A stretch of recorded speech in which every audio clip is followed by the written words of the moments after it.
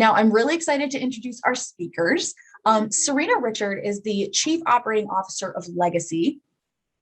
Pardon me, and she has experience building and scaling global healthcare businesses. Serena has spent time in investment banking with Merrill Lynch and in management and consulting with Bain and Company, as well as starting 4 previous healthcare startups and had exited 3. Her most recent business success was a gynecology and fertility telehealth company for women in India, which is fascinating. Serena, I would love to hear more details about that at a later time. She holds an MBA with distinction from Harvard Business School and a bachelor's degree in business honors, finance, and Spanish honors from the University of Texas at Austin. Serena is an avid mountaineer, having completed Kilimanjaro and Everest Base Camp, and lives in Austin with her husband and their 2-year-old daughter.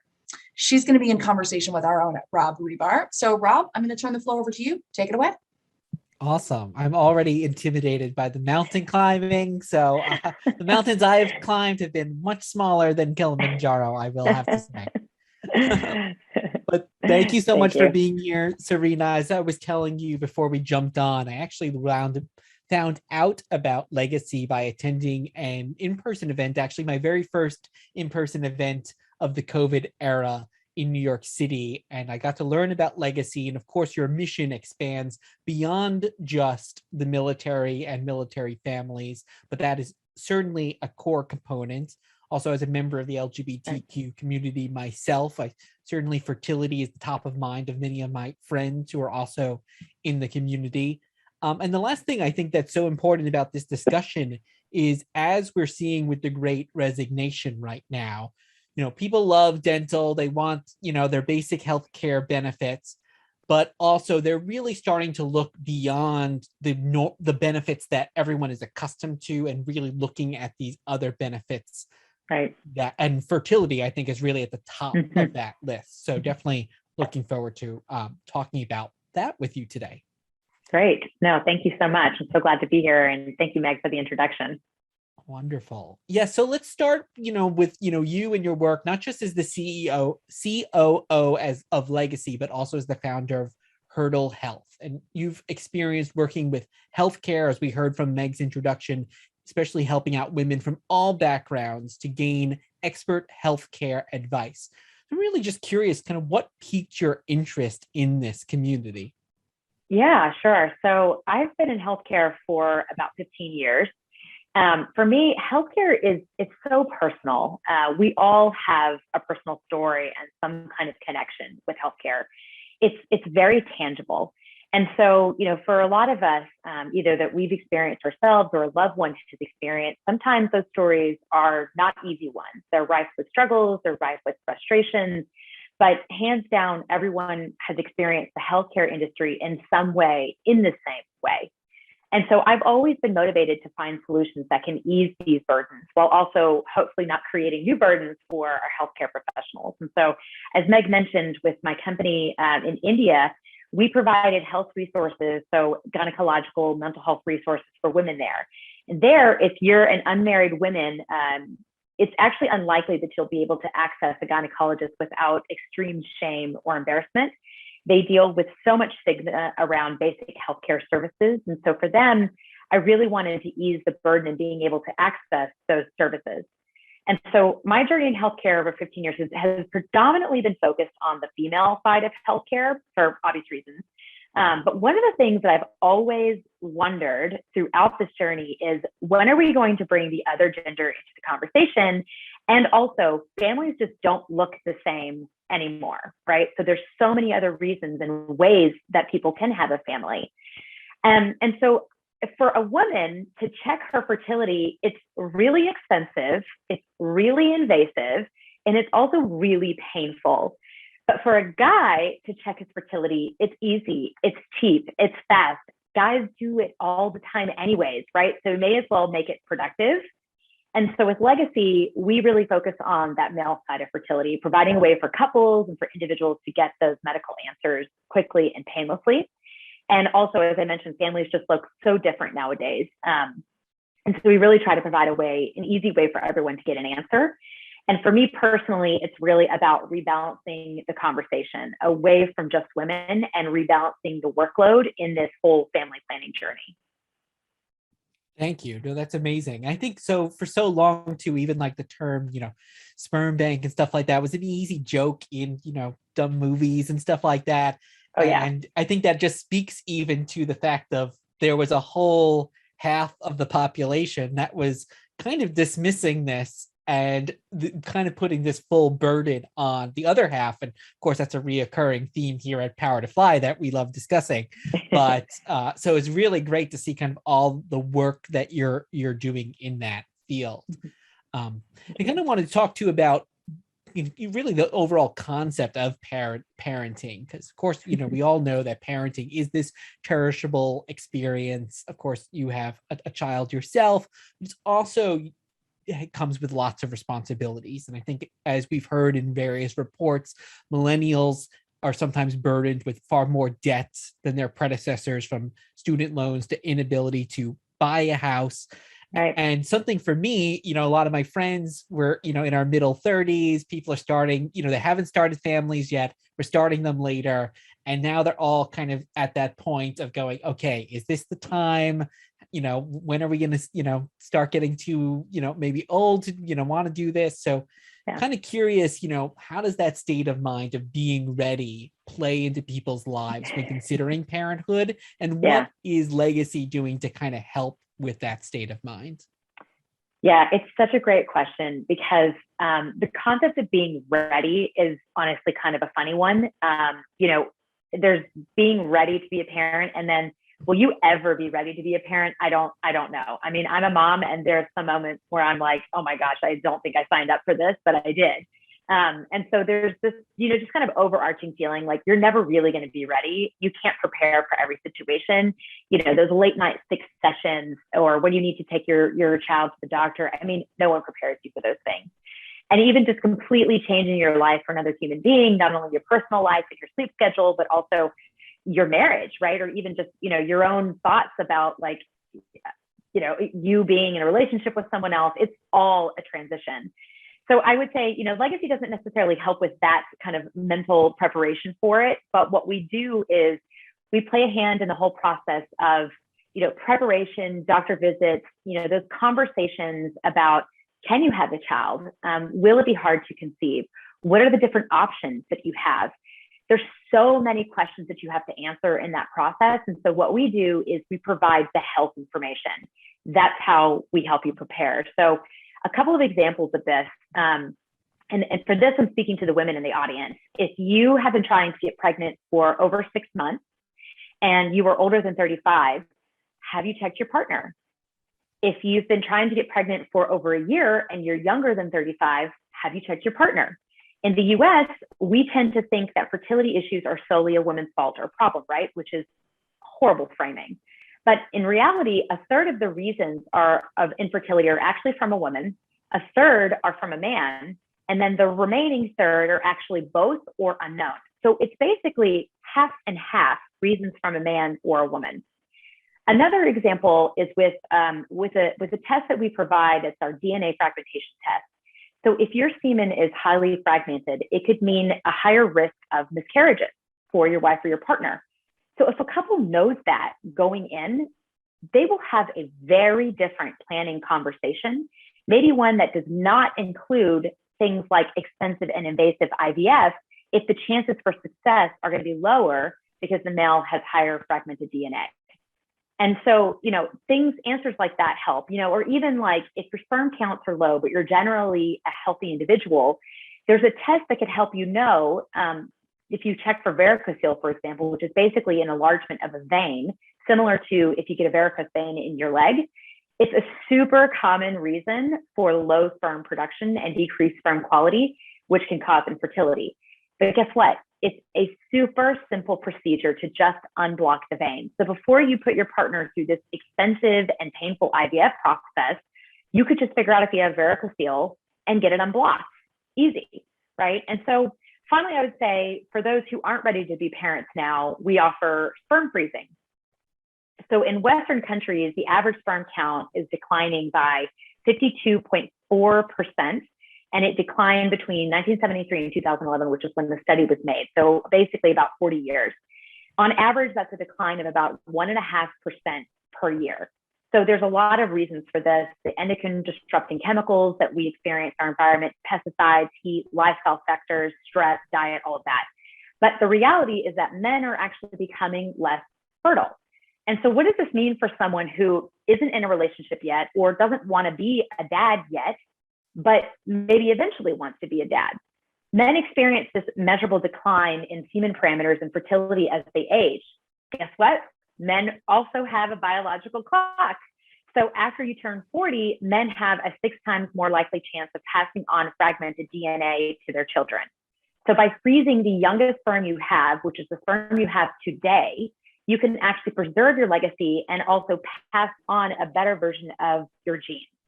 So all this to say, lots of ways that we provide answers to better prepare people for parenthood, or really honestly just to give people a little bit more of a peace of mind for when you do want to become a parent.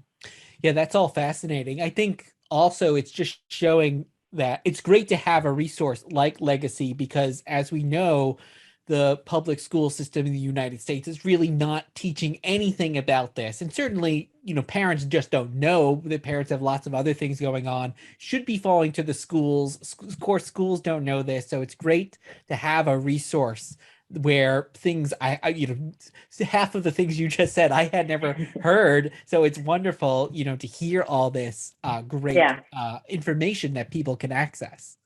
Yeah, thank you.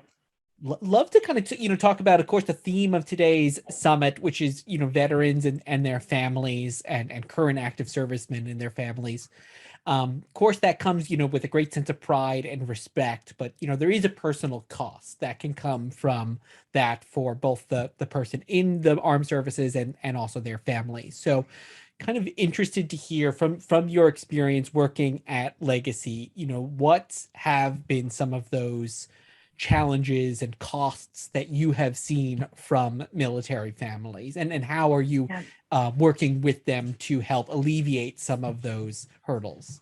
Absolutely. So there's a lot of costs. And I'll say this is actually a very personal mission from myself as well. So my husband served in the military. He served in OEF in Afghanistan. He was unfortunately hurt. He was an Apache helicopter pilot.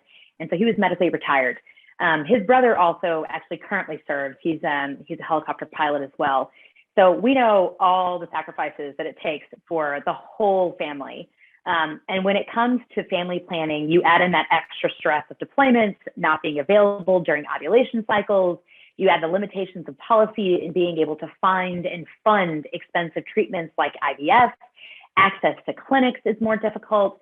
All these make the family planning journey just really much more difficult than I would say a non-military family. And then you add on the additional environmental factors that our military are exposed to. So extra chemicals, extra stress that our military is under on a daily basis, whether they're deployed or just in training. And so it's no wonder that in a survey of, I think it was over 20,000 veterans from the US War on Terror, 15.8% of female veterans and 13.8% of male veterans have experienced infertility. And this just covers the ones who actually reported. So the prevalence of infertility in the general population is about 9% for females and 7% for males. So this makes veterans nearly twice as likely or twice as at risk for infertility just because of the nature of their job. So there's the logistics, the funding limitations, the daily job risks that are all headwinds for our veterans.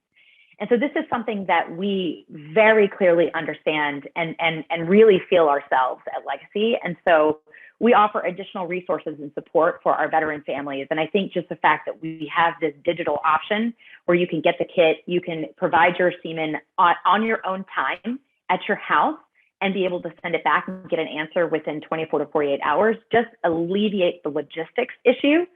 And the funding, we have a contract with TriWest. So if you have TriWest insurance, you can actually get this for free. We also offer a military discount, of course, so that alleviates the funding.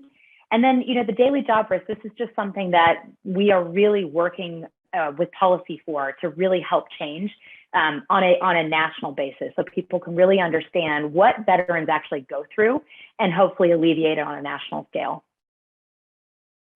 Wonderful. Well, first off, thank you to your husband for his service and his family, and it's great. I think that you are coming at this from a personal standpoint. You really do know what is happening, and I think so much of what we're trying to accomplish, even with this summit, is clearing those misconceptions and also sharing the day to day of what so many veterans have gone through or currently going through.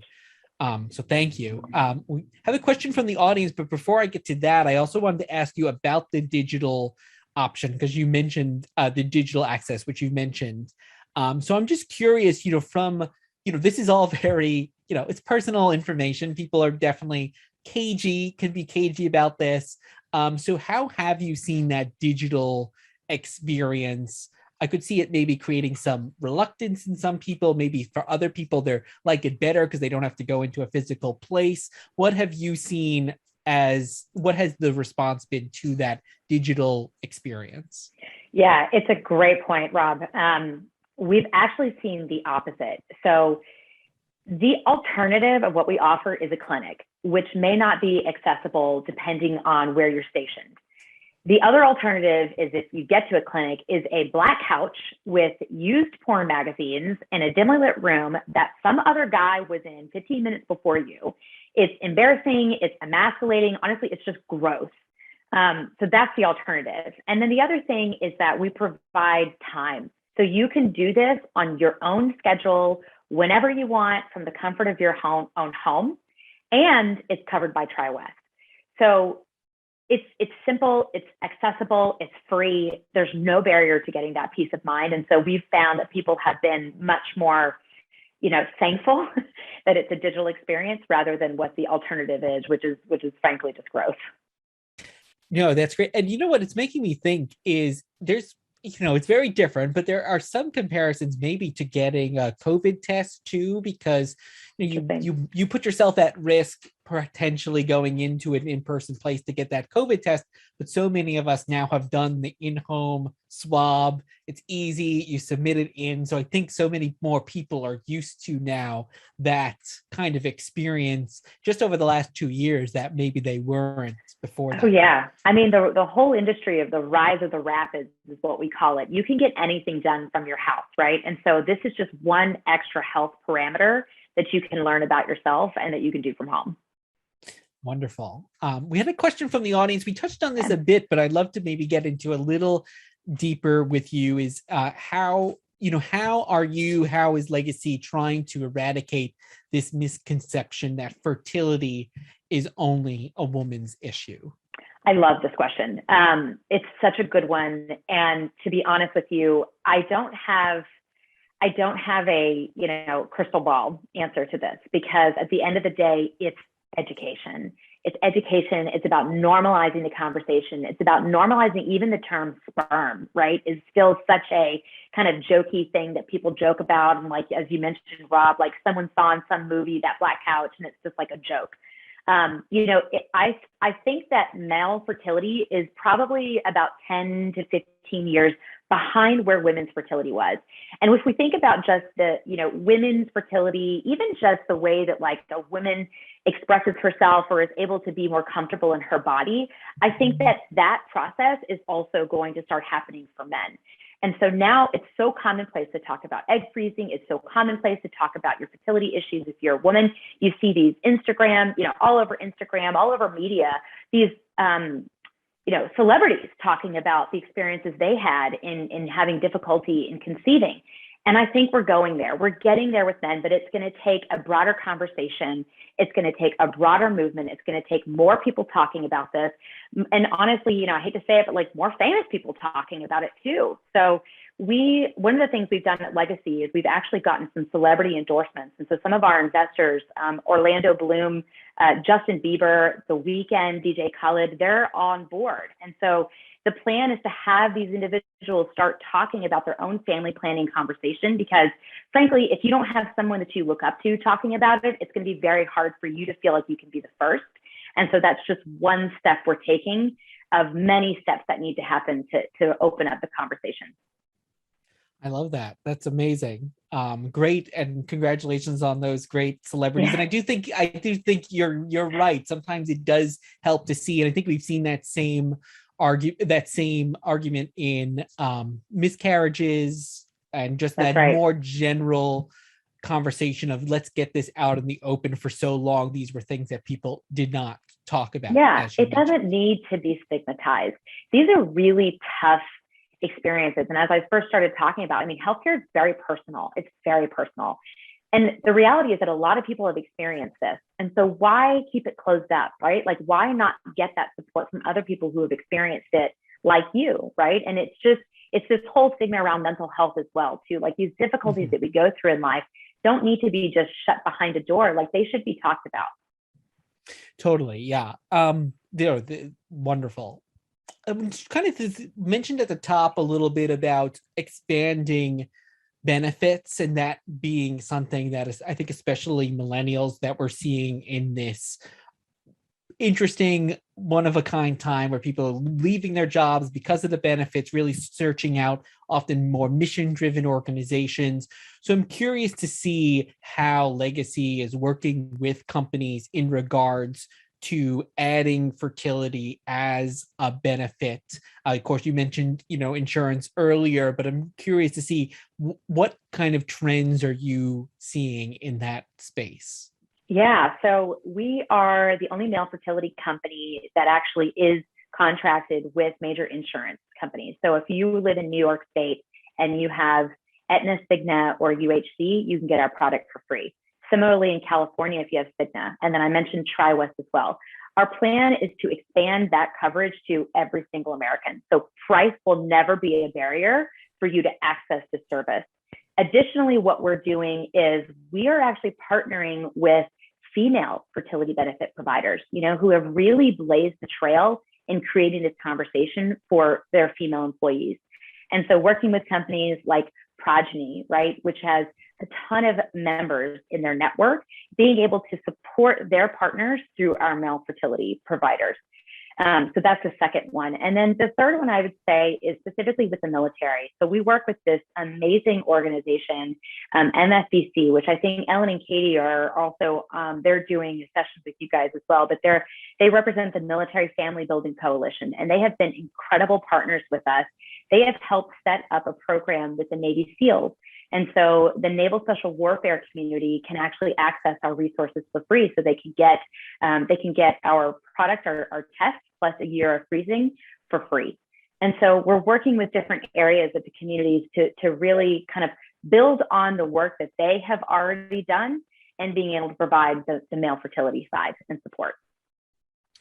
Wonderful.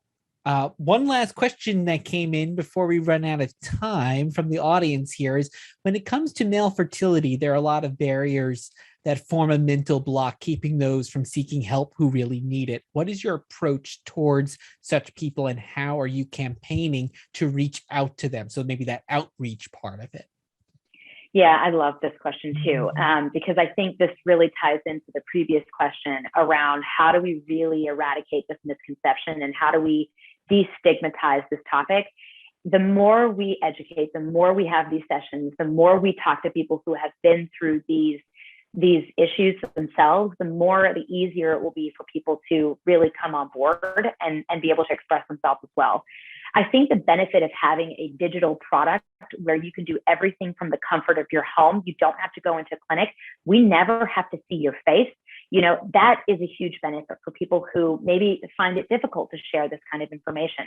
It's 100% private. No one, like I said, it's private information, private health information, so no one will know this. And one of the things we do in trying to get people to understand that they should seek help, or at least talk to one of our medical providers, is to just provide a sense of comfort and ease and transparency and privacy, right? So our chief medical officer is one of the most incredible people. He really helps people understand that this is not something to be embarrassed by. This is not something that has to be a difficult process. It can actually be very enjoyable and something that you can do with your partner or by yourself, right? And so just being able to say, look, we have helped, a lot of people at this point get over those barriers and get to a point where they feel more comfortable and more satisfied with their health.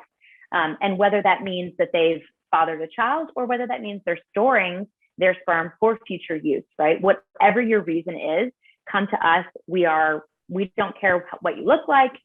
We don't care about any of that. What's important to us is that we can actually care for you as a person. Wonderful.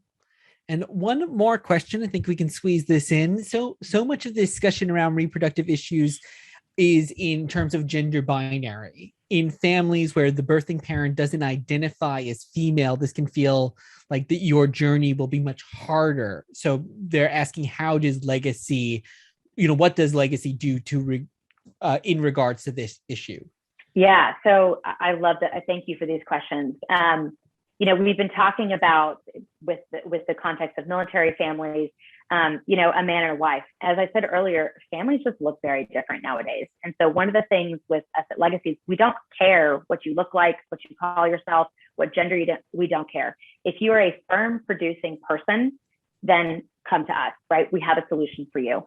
We have about 10 different personas, I would say, of why people actually come to us. The most obvious one are couples who are trying to conceive, right?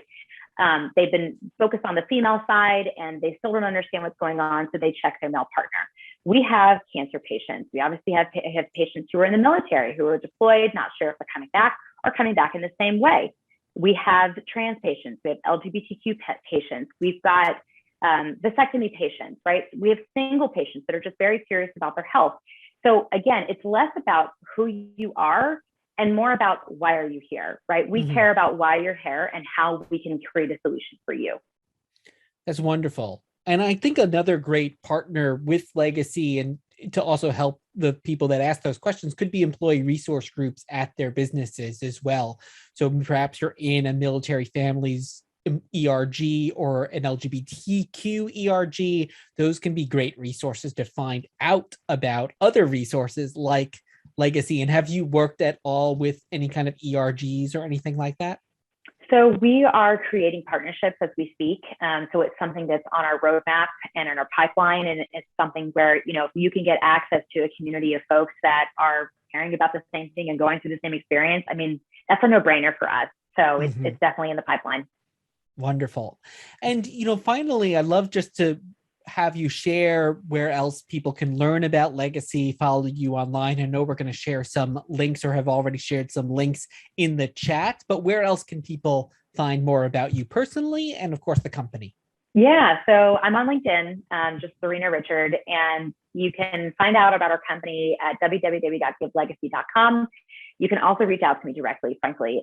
If you're in this community, like this is a personal mission for me. So we can share my email in the chat as well. It's just serena@givelegacy.com. Happy to answer any questions you have, or if you just want to find a little bit more about what we do, happy to answer. Thank you, Serena. And it's Justin Bieber's endorsed, so That's right. people should check it out. Well, I really do think fertility is like the next generation of resources that companies can offer. I think we're already starting to see that. And of course, you're doing amazing work for our military, our veterans, and our military families. So thank you for all you do. Thank you for being here. And I do encourage everyone to check out Give Legacy and also reach out personally. So thank you again so much for your time today. Yeah, thank you so much, Rob. It's a pleasure.